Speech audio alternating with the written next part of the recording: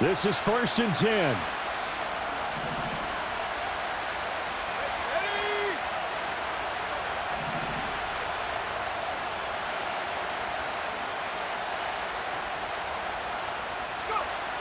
Throwing to start the drive.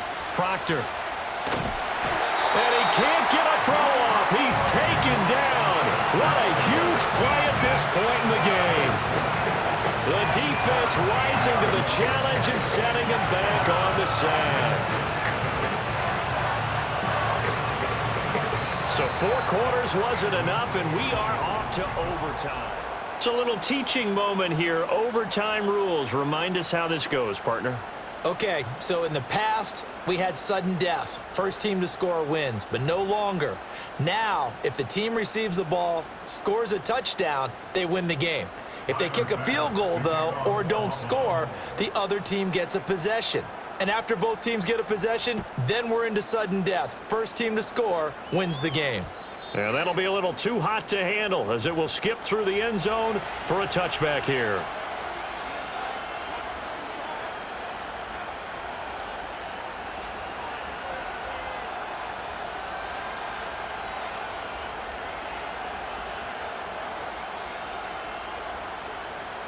The Bucs offense set to begin their next possession.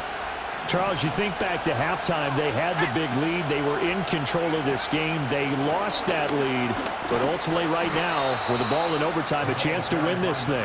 And you know each guy's telling his teammate, just let it go. Don't worry about it. We're starting fresh right here.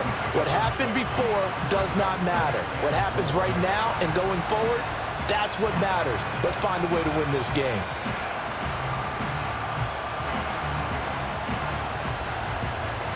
We'll play only the one overtime here. If time runs out, it'll be a tie as they come up on 2nd down.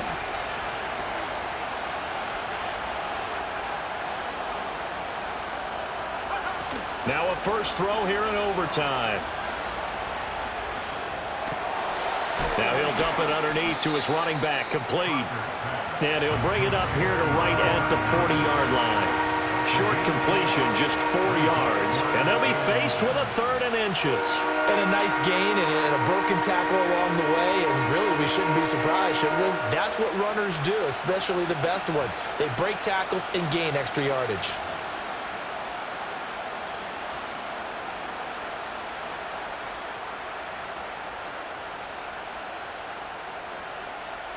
Here comes a big one now in overtime. This is 3rd and inches.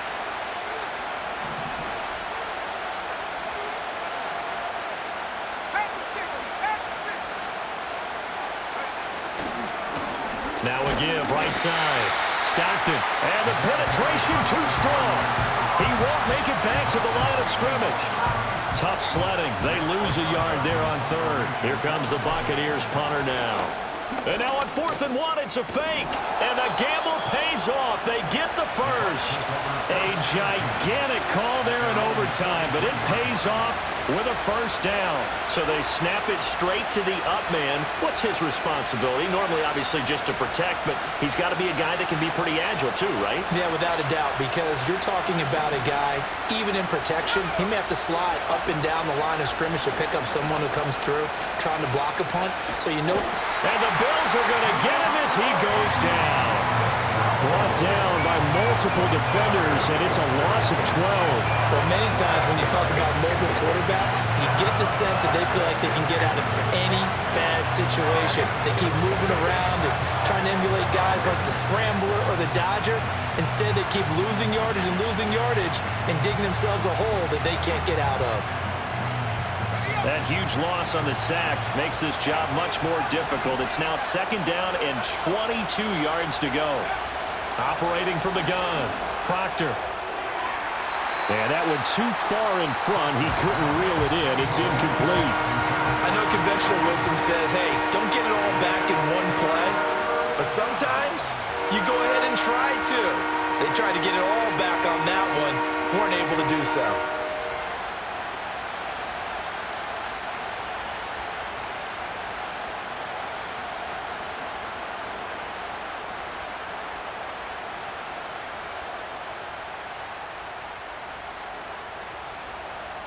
Probably thinking they got to be careful not to force anything here in overtime. This is 3rd and a mile right now.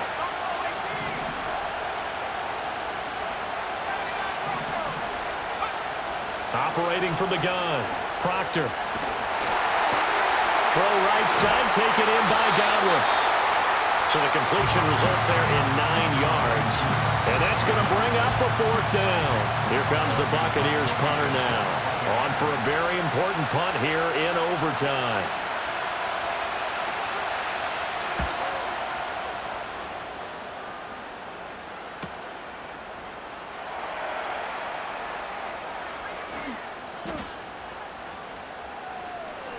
And he'll have this past the 30 prior to going out of bounds. A very good return that time. 18 yards. And it will be 1st and 10 as they take over.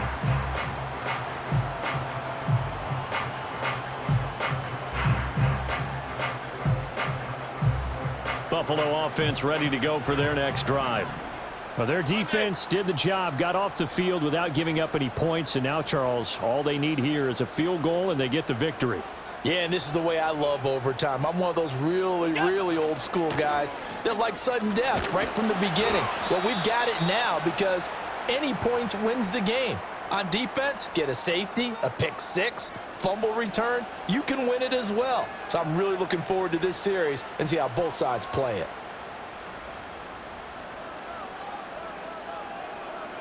Next score wins, but remember, this will be a tie if the period ends with no scoring as they work on 2nd down.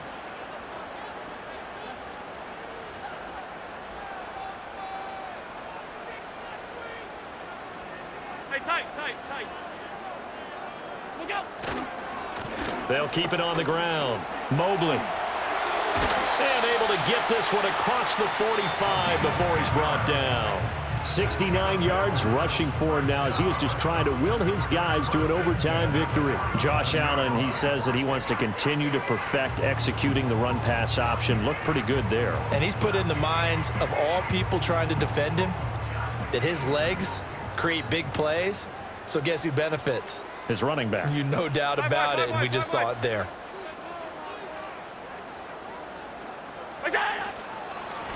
They'll run on 1st down. Mobley. And he's able to get across midfield and down into Buccaneer territory.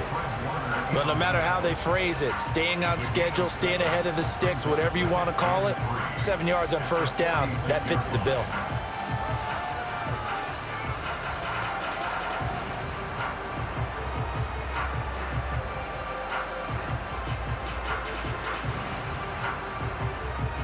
From the 46, here's 2nd and 3. Up the middle they go. Mobley.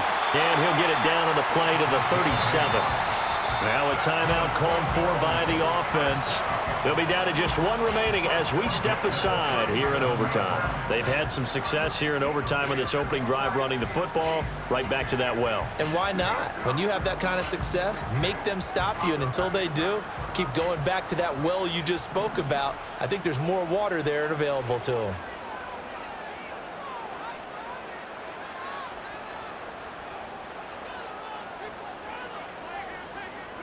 Allen going to audible to a different look.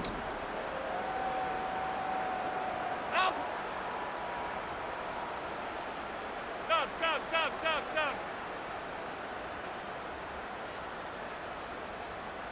Half 85. What is that? What can Allen do now with his drive? Escaping the pressure right. And he gets it down a yard or 2 shy of the 30 before he's out of bounds. His running ability has been an extra dimension of their game plan thus far. For once, though, he doesn't create any magic against the front that's prepared for him to try and take off.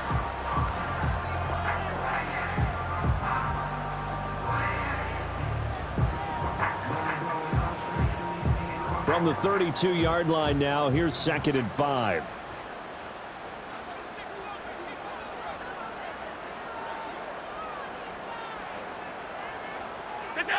Allen.